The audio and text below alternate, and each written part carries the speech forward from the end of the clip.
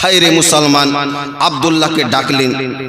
ডাকার পরে বলতেছেন, আমার নবী পাক যেন মায়ের পেটে রয়েছেন, 6-7 মাসের আমার নবী পাক পেটে রয়েছেন। হায় রে মুসলমান, ও আমার সোনা মানিকেরা ভাইয়েরা, আমার নবী পাকের দাদা জান হযরতে আব্দুল মুত্তালিব রাদিয়াল্লাহু তাআলা আন নিজের ছেলে সব থেকে যাকে ভালোবাসতেন হযরতে আব্দুল্লাহকে তিনি যেন ডাকলেন। ডাকার পরে বলতেছেন, ওগো আমার ছেলে আব্দুল্লাহ, তোমাকে যদি না দেখি আমি আমার মনটা যেন ভালো লাগে না, আমার মন যদি খারাপ হয়ে যায়, তোমার চেহারা যদি আমি দেখে নি আমার মনটা যেন ভালো হয়ে যায়। আর তোমার যেন আমার মনে কোনো যদি বেদনা থাকে, তোমার চেহারা দেখার সঙ্গে সঙ্গে আমি সকল কষ্ট ভুলে যাই। ওই আব্দুল্লাহ, তুমি একটু আমার কাছে এসো রে আমার সন্তান মুসলমান। জানো হযরতে আব্দুল্লাহ রাদিয়াল্লাহু তাআলা আন কিনার জানো বাবার কাছে এসেছেন। বাবার কাছে এসে মুসলমান তিনি জানো দাঁড়িয়ে গিয়েছেন, রে বাবা, আমার নবী পাকের দাদা জান বললেন, ও আব্দুল্লাহ তুমি শুনো শুনো গো, হয়তো কিছুদিন পরে, কিছু মাস পরে তোমার সন্তান হবে।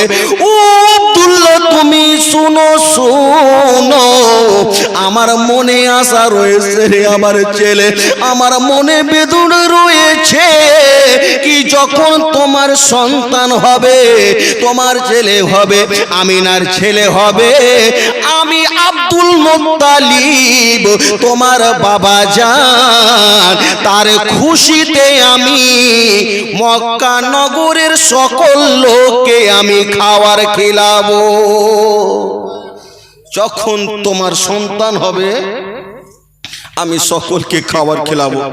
আব্দুল্লাহ, তো বাড়িতে তো টাকা পয়সা কিছু নাই, কোনো খেজুর নাই, কিছু ফলমূল নাই, তো তুমি একটু তোমার ভাইদের সঙ্গে, তোমাকে আমি একাই পাঠাবো না, তোমার ভাইদের সঙ্গে তুমি একটু যাও তো মুলকে শাম। এখন যেমন আপনাদের সম্বলপুর থেকে বাবা কেউ যাচ্ছে দিল্লি, কেউ যাচ্ছে মুম্বাই, কেউ যাচ্ছে কলকাতা, কেউ আরো বিভিন্ন জায়গাতে গিয়ে টাকা রোজগার করার জন্য যায়, ওই সমাজে ব্যবসা বাণিজ্য করার জন্য বেরাদার যেত। হায় রে মুসলমান, আমার নবী পাকের আব্বা জান রে বাবা ওই জায়গাতে রয়েছেন।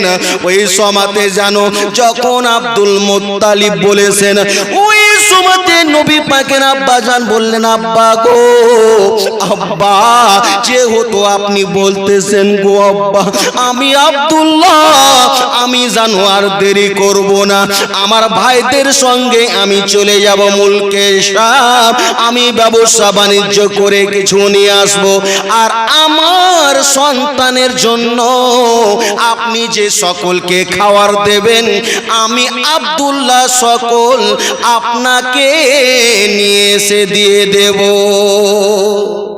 আমি আব্দুল্লাহ আমি নিয়ে এসে আমি দিয়ে দেব।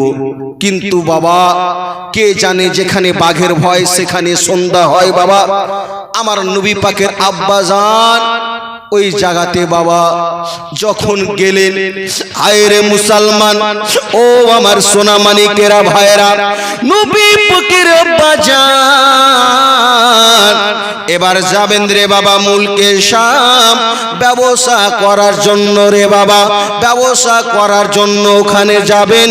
ওই সমাতে রে বাবা আমার নবী পাকের জানো দাদু জান রে বাবা, ওই সমাতে তার ভাইদের সঙ্গে আমার নবী পাকের আব্বা জানকে পাঠাচ্ছেন।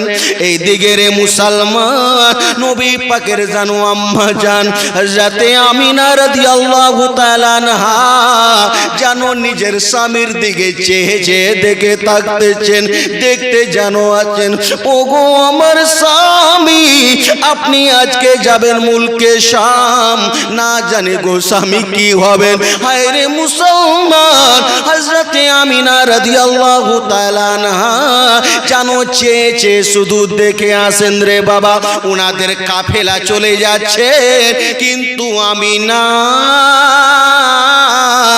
জানো জান্নাত দিয়ে তিনি জানো দেখতে আসেন। কেন? উনার জানো স্বামী যাচ্ছেন, উনি জানো দেখতে আছেন রে বাবা। ও মুসলমান, আজকে দেখা যায় রে মুসলমান, আমার মা বোনদের যখন স্বামী বাইরে যায়, আমার মা বোনেরা রাস্তাতে আগাতে আসে কি আসে না?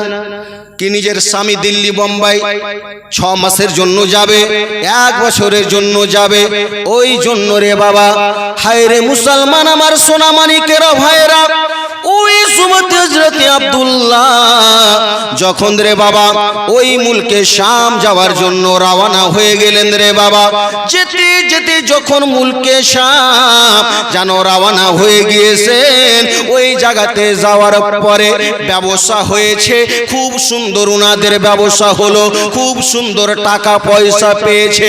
ওই সময়তে টাকা পয়সা নিয়ে উনার বড় ভাই হযরতে হারিস রাদিয়াল্লাহু তাআলা আন ওই ভাইয়ের সঙ্গে উঠে জানো চড়ে ওখান থেকে রওনা হয়েছে রে বাবা।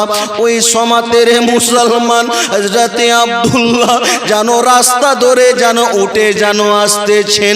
হায় রে বাবা রে, যখন যেন রাস্তা ধরে যখন রওনা হয়েছেন রে বাবা, রাস্তাতে কিছুখানি এসেছেন, ওই সময়তে মাকামে আবুয়া বলে একটি জায়গা রয়েছে, ওই সব জায়গাতে যখন এসেছেন আব্দুল্লাহর যেন পেটে যন্ত্রণা শুরু হলো, পেট নিয়ে আর যেন উঠে বসে থাকতে পারেন না, আর যেন উঠে থাকতে পারেন না।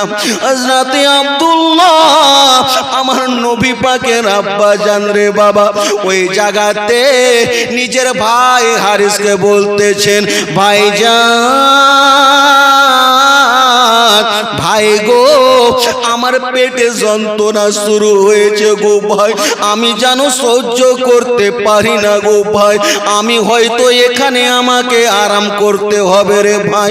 ও ভাই আরে শুনো, তুমি যাও যাও, তুমি দেরি করো না, তুমি জানো মক্কা নগরে চলে যাও, আমার কাছে তোমাকে থাকতে হবে না। বড় ভাই নেমে এসে বলতেছেন, ভাই গো ও আব্দুল্লাহ, তোমাকে তো আমার আব্বা জান সব থেকে ভালোবাসে, তুমি যদি কিছু হয়ে যাও আমরা জানো সহ্য করতে পারবো না, তোমাকে ছেড়ে আমরা জানো যেতে পারবো না। হায় রে মুসলমান, ওই জায়গাতে উনি জানো পেটের যন্ত্রণা নিয়ে বসে পড়েছেন রে বাবা। হযরতে আব্দুল্লাহ ওই জায়গাতে রয়েছেন, আর উনার ভাইজান হারিস জানো উনাকে ছেড়ে যাবেন না, বলতেছেন ভাইজান তুমি যাও, ভাই যাও, আমার যে জানো বিবি জান হযরতে আমিনা রাদিয়াল্লাহু তাআলা আন যেহেতু আমার জন্য রাস্তা তাকিয়ে রয়েছে, আমরা যেহেতু চিঠি করে দিয়েছি কি আমরা এই রকম তারিখে যাব, আমাদের রাস্তা জানো তাকিয়ে রয়েছেন। ও ভাইজান তুমি শুনো শুনো, আমি যদি কিছু দিনের মধ্যে ভালো হয়ে যায় আমি আব্দুল্লাহ চলে যাব, না হলে আমাকে দুনিয়া থেকে বিদায় হয়ে যেতে হবে। হায় রে মুসলমান, ওই দিকে জানো হারিস ছেড়ে যাবে না নিজের ভাইকে। ওই সময়তে জানো তাড়াতাড়ি করে হারিস জানো তাড়াতাড়ি করে বলতেছেন কি আমি বাড়ি যাব, উটগুলোকে রেখে সকল কিছুকে রেখে আমার ভাইজানকে নেওয়ার জন্য আমি আবার ফিরে আসব, আমি আবার ফিরে আসব আমার ভাইজানকে নেওয়ার জন্য। দয়ার নবীজি আমরা তোমায় ভুলতে পারি না, তোমার আম্মা আমিনা গো, তোমার দুদু মাহালিমা, জোরে বলেন তোমার আম্মা আমিনা গো তোমার দুদু হালিমা তোমার আম্মা আমিনা গো তোমার দুদু হালিমা নবী পাকের জন্ম হলো আমিনার ঘরে আল্লাহর ফারিস্তাগণ সালাম করে কি বলে সালাম করে বলে তুমি সিরাতের রাসূল মারে ফাতেরি বুলবুল তোমার দোয়া কবুল করতে খোদা দেরি করে না তোমার আম্মা আমিনা গো তোমার দুদু হালিমা তোমার আম্মা আমিনা গো তোমার দুদু হালিমা